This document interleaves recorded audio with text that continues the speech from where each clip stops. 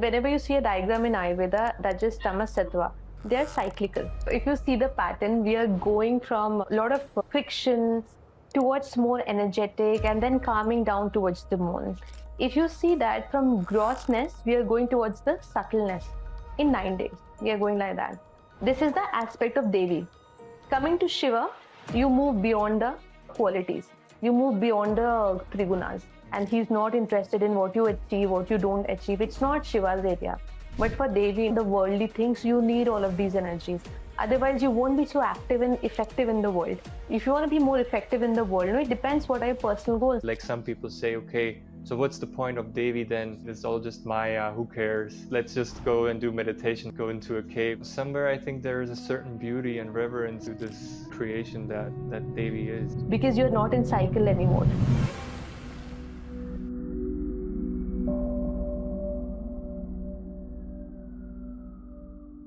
I've heard Sadhguru talk about that the 9 days are basically split up into 3 days for Tamas, which is represented by Durga and Kali.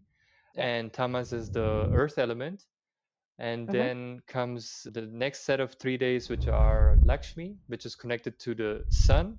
And when the sun is up, you want to do something. So it's connected to activity. And then the last 3 days are the time of Saraswati, which is the moon, and that is Sattva, and that is refining the physical, mental, emotional, and energetic body.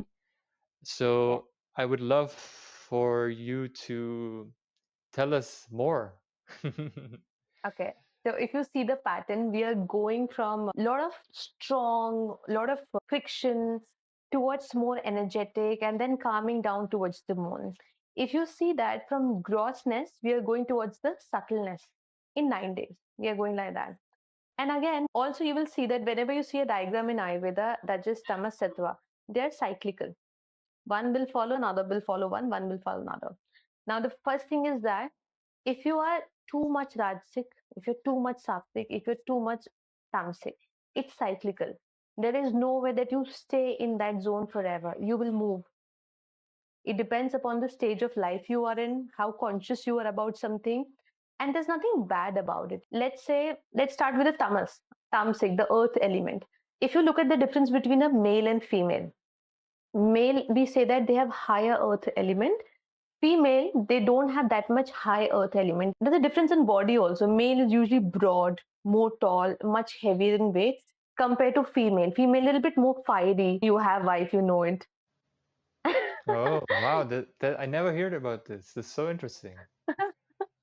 So females are usually more fiery, they're more emotional, there's a lot of attachment, there's a little bit restlessness, emotional wise, little bit restlessness. But does it mean anything is bad? No, it's not bad. Now Tamas will give you a sense of stability in the body and mind. If you're too much vast or if you're too much air element, you will be all over the place. You won't be able to sleep. There will be no stability in life. We need little bit Tamas. Problem comes when it's too much Tamas. You will become too lethargic. This vitality of the body will start going off. You will not be very energetic person anymore. And now think about, you're sitting down, you're not energetic, your mind is not really vital. You will start getting into the negative side of it, a lot of negative thought process or, very destructive mind, I would say. Little bit is fine, too much is not nice. Okay, this is one quality. So we don't want too much tamas also. That is the reason you start with tamas, you will start and then you move towards the sun element. And then from tamas, you go to rajasic qualities. When it comes about the work or your business, rulers are great rajasic people. Huh? Achieving something in the world, everything is there. A lot of activity in the world, a lot of passion is there. But you can't be like that throughout your life. After some time, you will be frustrated, right? So from there, from lethargy, you move into activity. And then from this activity, you move into a sattvic quality. When it calms your mind down, when it's a lot about introspect, you will understand the things I've done in the past, how much I need of what, right? This sattva mind can actually do a lot of introspect, can understand what I need in my life. So this is how it goes. But let's say you're always sattvic. Let's say you never move into tamas or rajasic. Probably, maybe you're not competent in the world. Maybe you don't have any much goals in life. Maybe your life is really flat. I'm not saying there's anything wrong with it. What I'm saying, if those two qualities will never come into your life, maybe your life is like this only, which is okay, not a problem, as long as you are okay with that. Or maybe you've seen a lot of criminals, they have really tamasic mind. It's too much. Now everything is gone towards negativity. Even if you explain them something, they will not understand because mind quality is not like that. Okay. Or let's say somebody who's super wealthy. What is the end of the wealth? What is the upper limit of the wealth? Because that money or that wealth, that power will start killing you only, no? We need this in a cycle. Now, this is the aspect of Devi. Coming to Shiva, you move beyond the qualities. You move beyond the Trigunas because you're not in cycle anymore. Anything that's cyclical is naturally repetitive, but anything that is cyclical also has a centrifuge or a centrifugal force, a force which is always trying to go away at a tangent from the circle. If you ride this centrifugal force of time, we say you're spiritual. If you are caught up in the cycle of time, then that's being material. If you're crushed by the cycles of time, then we say you're a suffering creature. It is the same cycle. Either you can be crushed by the cycle, or you can be trapped in the cycle, or you can ride the cycle. The Shiva is beyond all of these qualities. There's no quality in him. So meaning you can pick up any quality whenever it's needed and then you can leave because you are not into this cycle anymore. Wow. But you need the cycles in order to have existence. That's why you need Devi. See, exactly. Usually we see that Devi is for the material well-being, for the worldly things. Shiva is beyond these worldly things. No, he's not interested. And he's not interested in what you achieve, what you don't achieve. It's not Shiva's area. But for Devi, the worldly things, you need all of these energies. Otherwise, you won't be so active and effective in the world. If you want to be more effective in the world, it depends what are your personal goals. Somewhere deep down, all of us want to be recognized, isn't it? I think somewhere deep down, no, all of us want to be recognized. What if I realize, yes, I do have the desire. Let me achieve this desire as soon as possible so that I'm free from this desire.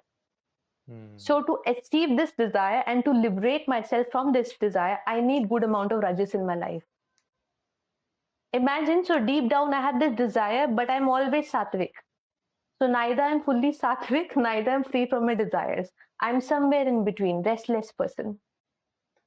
Yeah, I think what is important to recognize is that this is not just about food here. We are talking about your thoughts, we are talking about your actions, we're talking about your emotions, we're talking about all the areas in life that are based on these qualities. And I also understand that if there would not be such quality, like some people say, okay, so what's the point of Devi then? I will just go with Shiva and do that. And there's nothing wrong with it. You can do that. But isn't there a certain beauty to this creation? Like you have come to this planet Earth, you just came to this place and now you're having the experience of being a human. I think there is a certain beauty to it that sometimes people on the spiritual path are like, oh, what's the point? It's all just Maya. Who cares? Let's just go and do meditation or go into a cave and all that. But I don't know, somewhere I think there is a certain beauty and reverence to this creation that Devi is. Absolutely. And if there is something in the world, it's not wrong, right? It depends what is your journey in this life, what are desires you have. I read this book and the title is so beautiful. The title is Honesty is the Biggest Spirituality. Okay. First, I need to honestly see, like without any prejudice, without thinking about I'm spiritual, I'm non-spiritual, and this and that. No, just being honest. Okay. I like this. It's as simple as that. Let's say I want to achieve, I want to make this house, I want to have this car, I want to have this and that. It's absolutely normal. We don't need to make it evil.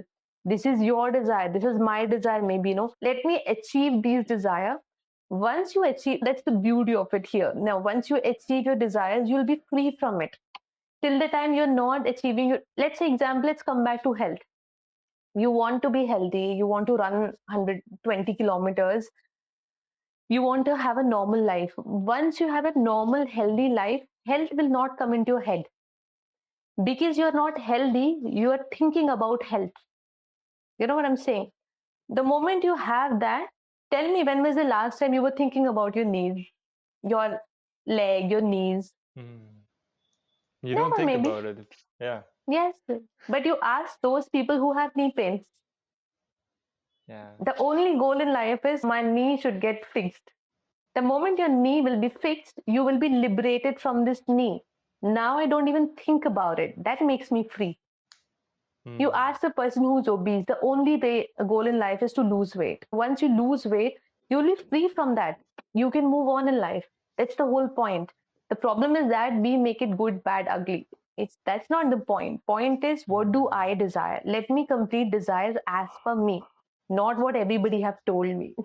So we need to sit alone. And I think what's important here is also that there is a difference between what do I desire and then the programming that kicks in, which is, oh, this desire is material, so I shouldn't think about it. But if it's something that is continuously coming to you, then it's worthwhile looking into first. And secondly, before you stepped into spirituality, you might have had a survival program, which was, once I have money, I will be happy. Once I have my wife, I will be happy. Once I have the house, I will be happy. And then things happen and you were still not happy, and things happen, you were still not happy, and things happen and happen. And so then there is the spiritual programming, which is, okay, so now none of it matters. So I don't want any of it. I'm just going to work upon myself and be happy. While that is not a wrong approach. Yes, you should work upon yourself and first see and establish yourself that you are happy without any of these things. But once you are in that state, once you realize that the outside things will not make you happy, now it's not wrong to pursue doing or getting something. I think there is a spiritual, like a negative belief that, oh, spiritual people shouldn't make money, oh, spiritual people shouldn't be rich, right? Yes, I remember on that thing. We do get maximum clients from social media because we're working online. So I remember somebody was asking me, why are you charging money? Because it's Ayurveda. And I was like wondering, just because, see, isn't it not nice? Let's say you love something, you made your career out of it. What is better? You do a job which you hate, but you do your main passion part time for free. How these two things will sync? But there's another thing to it. In India, we say that Lakshmi brings liberation. Lakshmi is recognized for money and wealth. So till the time you don't have this, you will not be liberated from it. I'll give you an example. When I was living in Qatar, Middle East life is a lot about brands, lavish life, a lot of show off. What are you wearing? What are your watch, your jewelry, etc. Very show off life, I would rather say. And it depends the kind of environment you are in, you will have impressions of it. No matter how you are, unless and until you're so spiritually evolved, I am not. I had impressions about these things were affecting me. I was like, okay, let me buy this because everybody's talking about this watch so much. So I bought the watch. And I was a little depressed. Reason being, at least before buying the watch, I had this desire which was fueling me up. Oh, buy the watch, go buy the watch, get the money, buy the watch. But now I have it. What do I do with it? Then I realized, okay, it's not about the watch. And there's another thing. See, maybe it's not true for everyone. I think the less you are stable from inside, okay, more things you need outside. Okay. But first, let's not make money evil. Let's not make all of these things evil. You make it evil once you get it. You don't say, see, if I'm capable of something, but by choice I'm not doing it, that is different. I'm not capable of this thing, but I make it evil. That is bad approach. You're not a chooser that time. I'm not capable of anger. That's why I'm always nice person, because you're not capable of anger. But I can do both. I can be angry, I can be happy, but I choose to be happy. Oh, that's nice. You're exercising your choice. So I think we need to See, are you being honest with yourself? So important to know. Just because, Tivan, you do something, maybe I'm just inspired by you, I'll start following your path. Maximum, I will become a reflection of you. I will never explore myself, right? That's why Devis are here. Very, very true. And I think that's with social media, a lot of people are trying to do what other people are doing and thinking that Mm, might make them happy. And I think I love what you said. It's not about the watch, it's not about the job, it's not about the career, it's not about the thing, it's about the feeling that you want because of having that, yes, right? And yes, so I think the pursuit of it is very empowering, right? Like the it is. pursuit of that watch, the pursuit of that job, the pursuit of the career, the pursuit of the house, it's very empowering because now you're functioning from a place that is okay, going to give my everything to get that watch, and you do that and you function and you thrive, and then the moment when you get the watch, that's the thing, most people when they get the watch, then they are lax, then they're like, okay, now I have it, now what?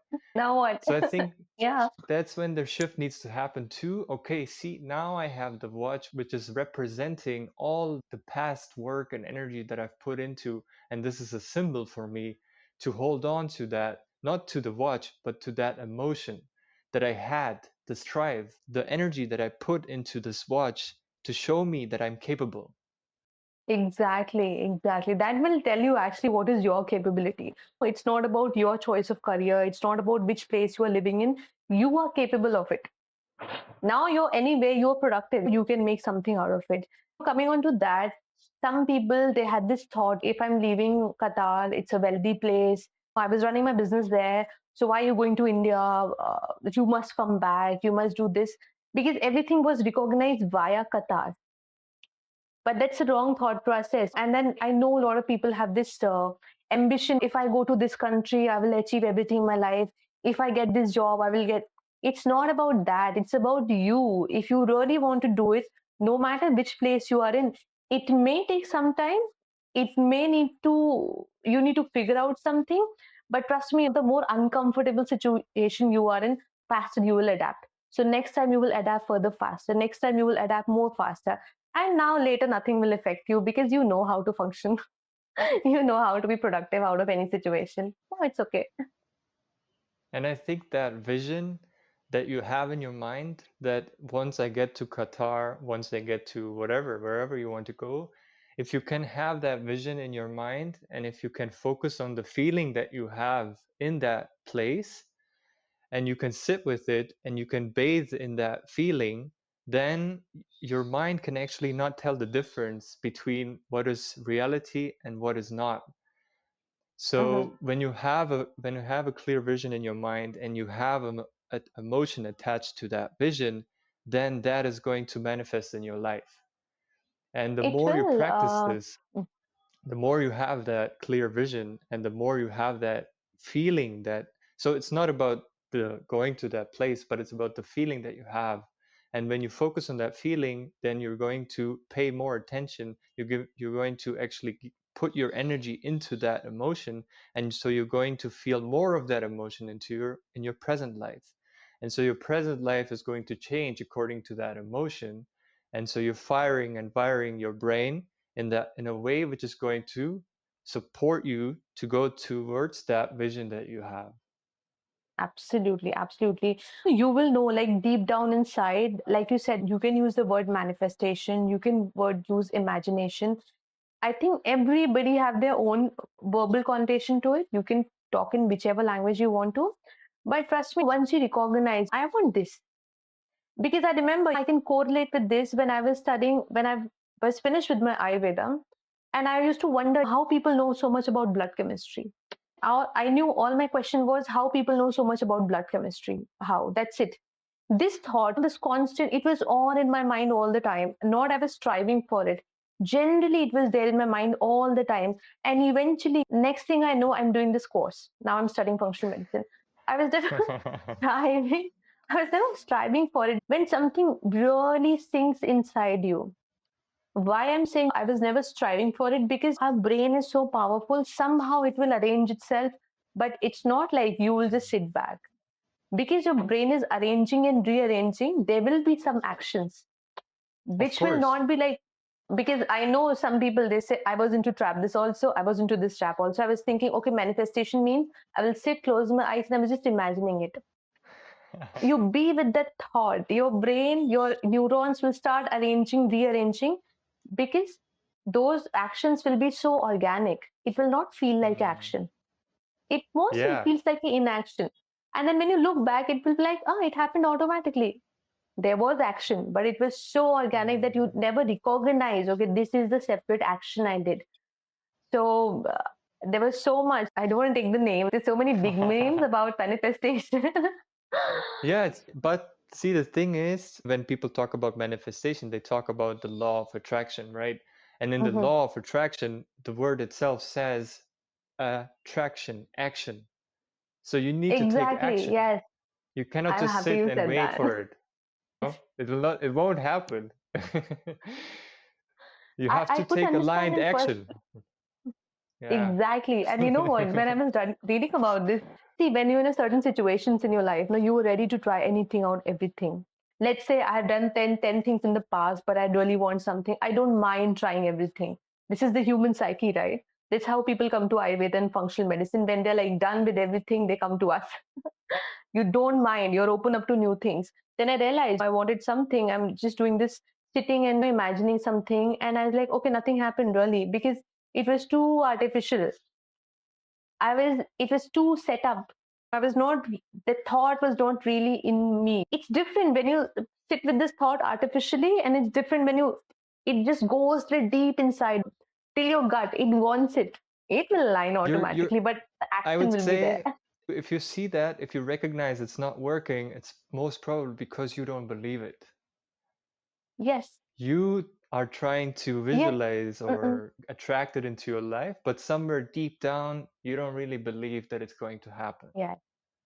Yeah. So you And need to take aligned mm, action because action absolutely. is in the physical world. So action is going to tell you that, hey, this is possible. Hey, I can move in this direction. Yes. Action is life, no? Yeah, it comes back to the gunas also, right? Like we need to Exactly. have all three.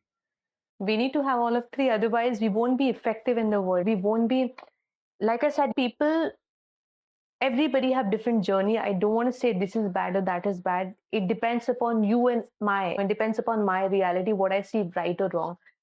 Let's say I remember back in those days when I started going to Isha, 2017 or 2018, I was too much of a business person. I was like full of business person because I was running up my center in Doha, new thing, nice thing, everything was awesome. And I was wondering, like, why people wasting their life? But because you're so rajas in your mind, right? That tells the quality of the brain. It was so rajas in my mind, so achiever. I want this, that, and I know I'm good with business. So at that time, it was like at the peak. And I was thinking, why people are wasting their life? But tell me, if you don't hit a peak, how will you ever cross that? Isn't it? If you don't pick a peak of what you are, you will never know. You really want to be there or you want to move on from that side. You do things partially, you do things half-heartedly, neither you're here, Yes. neither you're there. Yes, absolutely. And on that, exactly what you're saying, actually, you in order to know what you want, you need to know what you don't want. So in life, Exactly. when you do certain things, we say, "Oh, I wish I wouldn't have done that. Oh, I wish I didn't have this relationship. Oh, I wish this." But actually, you needed to have that experience in order to know, okay, that's not what I want. So let me Yeah. see, what do I want?